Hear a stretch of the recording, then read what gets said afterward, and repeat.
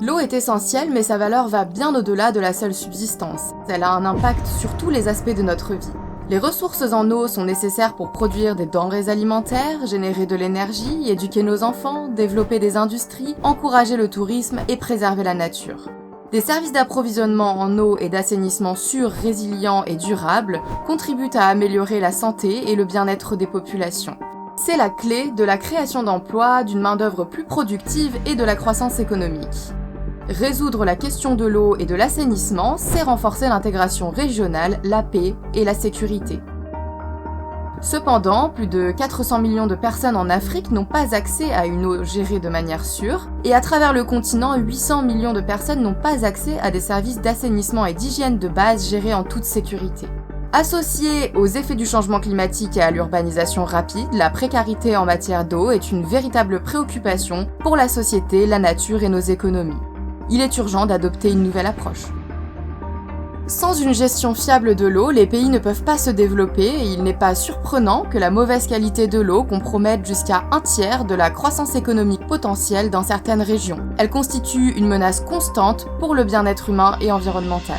Une meilleure gestion des ressources en eau permet de lutter contre la faim et la charge de morbidité, favorise les opportunités professionnelles, procure de l'énergie pour l'industrialisation et garantit la sécurité environnementale et la qualité de vie nécessaire pour atténuer et résorber les migrations économiques et les déplacements forcés. En bref, la sécurité de l'eau, grâce à des services d'approvisionnement en eau et d'assainissement gérés en toute sécurité, est synonyme d'avenir pour la population la plus jeune de la planète, un avenir radieux. Il est largement reconnu qu'un changement de système est nécessaire pour atteindre un accès universel, permettre la croissance des économies nationales et réduire la menace de l'insécurité liée à l'eau afin que tous les secteurs puissent s'épanouir. Mais cela survient au moment le plus inopportun. En raison du changement climatique, les régimes de précipitation sont désormais perturbés dans toute l'Afrique et des lacs importants, comme le lac Tchad, disparaissent à un rythme alarmant. En développant des infrastructures hydrauliques résilientes au climat, les États africains seront en mesure d'atténuer les effets de la sécheresse et des précipitations extrêmes. Cela permettra d'accroître la sécurité de l'eau, de la nourriture et de l'énergie sur le continent et de faire en sorte que les services d'eau et d'assainissement ne soient pas trop affectés par la fluctuation du climat. Pour faire face à cette polycrise, il faut des approches adaptées et intersectorielles. Ce n'est qu'ensemble que nous pourrons réaliser le programme de développement de l'Afrique, assurer la sécurité de l'eau pour tous les secteurs et fournir un accès universel à des services gérés en toute sécurité. Le dernier rapport 2022 sur l'eau et l'assainissement en Afrique sert de baromètre pour la prise de décision dans les États membres de l'Union africaine, en fournissant un soutien reposant sur des données concrètes pour la formulation et la mise en œuvre des politiques. Le rapport établit des priorités pour diverses interventions visant à tirer parti des partenariats afin de garantir une disponibilité sûre, durable et résiliente de l'eau pour tous les usages en Afrique. Tout d'abord, une collaboration multipartite a été établie entre le Conseil des ministres africains chargés de l'eau et les partenaires pour renforcer le recueil et la communication des données et identifier les besoins urgents en matière de développement des capacités. Deuxièmement, le Conseil des ministres africains chargés de l'eau effectuera une évaluation des besoins en matière des capacités des États membres afin de documenter un programme à moyen terme visant à renforcer le système de suivi du secteur de l'eau et de l'assainissement, en particulier son aptitude à soutenir la prise de décision au niveau des États membres. Troisièmement, le Conseil des ministres africains chargés de l'eau travaillera avec les États membres pour établir des valeurs de référence pour les objectifs, améliorer les processus de recueil de données et promouvoir le partage d'informations. Quatrièmement, le Conseil des ministres africains chargés de l'eau mobilisera tous les États membres pour qu'ils participent au cycle de reportage 2023 afin de former une vue d'ensemble représentative des progrès accomplis vers la vision africaine de l'eau 2025.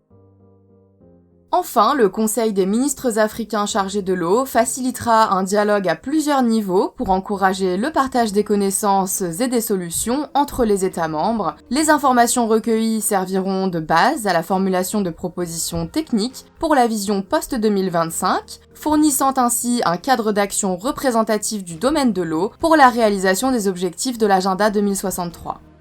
Nous devons considérer les nombreux défis auxquels nous sommes confrontés comme des opportunités de croissance durable, comme nous l'avons fait pendant la pandémie de Covid-19.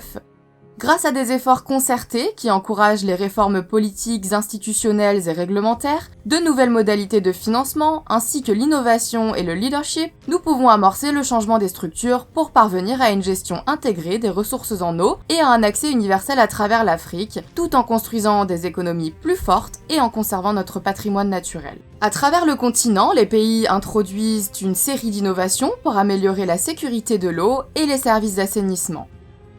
Au Botswana, le budget alloué au secteur de l'eau est le plus élevé. Le pays a également mis en place un système de comptabilité nationale afin d'améliorer la collecte et l'analyse des données pour prendre des décisions éclairées. Cela a permis au ministère de la Gestion des Terres, des Services de l'eau et de l'Assainissement de présenter un dossier plus solide pour le financement, d'actualiser les stratégies et d'évaluer l'utilisation de l'eau dans tous les secteurs. Le Nigeria, en 2018, a déclaré l'état d'urgence dans le secteur WASH pour dynamiser les actions et améliorer le financement. Il a revitalisé son plan d'action sectoriel WASH et a élaboré une feuille de route nationale pour mettre fin à la défécation en plein air, y compris la campagne de changement des comportements Clean Nigeria, utiliser les toilettes.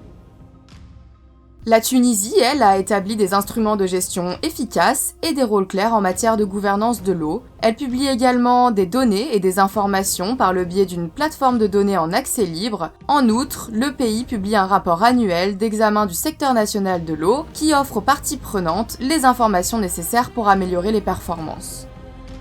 Le Conseil des ministres africains chargé de l'eau va travailler de concert avec ces pays et les partenaires de développement pour établir des plateformes de coordination nationale opérationnelles et favoriser les conditions pour le changement des systèmes afin de réaliser l'accès universel à l'eau et à l'assainissement. L'eau est une ressource inestimable en Afrique, capable de libérer tout le potentiel socio-économique du continent. Cependant, beaucoup d'États membres de l'Union africaine ne sont pas en bonne voie dans la réalisation de leurs engagements internationaux, incluant l'objectif de développement durable 6 et la vision africaine de l'eau 2025. Toutefois, il n'est pas trop tard pour changer cela. En développant et investissant dans les infrastructures appropriées, les institutions, la recherche et les systèmes de suivi, ainsi qu'en établissant des partenariats solides, nous pouvons créer un futur plus radieux pour les gens, les économies et l'environnement en Afrique.